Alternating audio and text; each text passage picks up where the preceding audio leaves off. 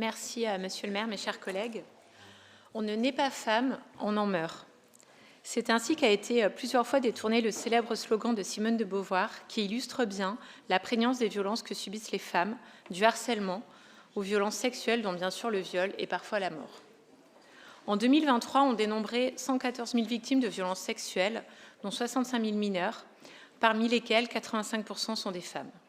Cette aberrante statistique montre bien qu'hommes et femmes ne sont pas égaux, notamment face aux violences, alors que la grande majorité des victimes sont des femmes, la plupart des agresseurs sont des hommes.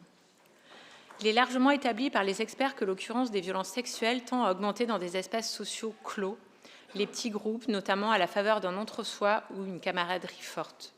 Les structures hiérarchiques et autonomes sont propices aux violences sexuelles. L'école, la famille, les associations, les clubs sportifs sont des espaces où les violences naissent plus facilement, plus longtemps et dans le silence. Les pratiques sportives ne font pas exception, comme l'ont montré les rapports cités dans la délibération, qui notent que 12% des personnes interrogées déclaraient avoir été victimes de violences sexuelles dans le cadre de leurs pratiques sportives. Et qu'entre 2020 et 2023, 1284 personnes ont été mises en cause, donnant lieu à 624 mesures administratives pour 1800 signalements reçus. C'est parce que les collectivités, et la ville de Lyon en particulier, sont des soutiens et des acteurs importants du monde du sport que nous devons être exemplaires en la matière, mais surtout mettre en place des dispositifs permettant de prévenir, repérer et traiter les situations de violence. Nous nous réjouissons ainsi de la mise en œuvre d'une politique cohérente et complète pour traiter les violences sexistes et sexuelles dans le domaine du sport. Les clubs et les associations que la ville finance doivent elles aussi porter un message clair et ferme sur ces dernières, mettre en place de la sensibilisation et de la prévention pour les prévenir ou, quand c'est malheureusement trop tard, s'assurer que la parole des victimes puisse être entendue et prise en compte.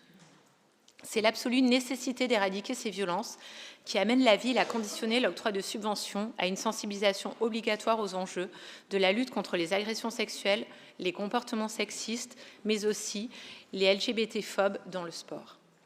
Ces violences sont trop souvent institutionnalisées, rendant difficile leur dénonciation et leur arrêt, et c'est pour cela que la sensibilisation des équipes et des clubs a tout son sens.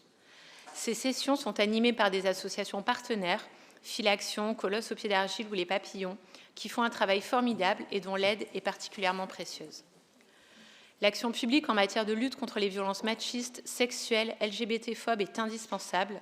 Elle doit pouvoir intégrer ces enjeux dans un ensemble de politiques publiques, car elles sont présentes partout et tout le temps. Si l'action publique est essentielle pour lutter contre ce fléau, il n'en reste pas moins que les personnes, à titre individuel, sont les premiers acteurs du changement. C'est chaque citoyenne, chaque citoyen qui doit avoir à l'esprit la réalité de ces violences, pouvoir les repérer et les dénoncer.